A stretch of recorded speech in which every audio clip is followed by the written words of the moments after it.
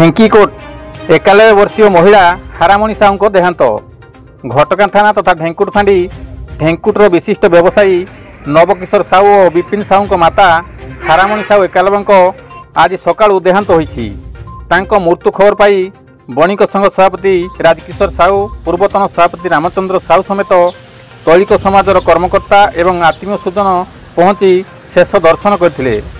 से जणे धर्मपरायण एवं परोपकारी महिला थिले। गोविंद राउत का रिपोर्ट, केडी न्यूज ओडिया।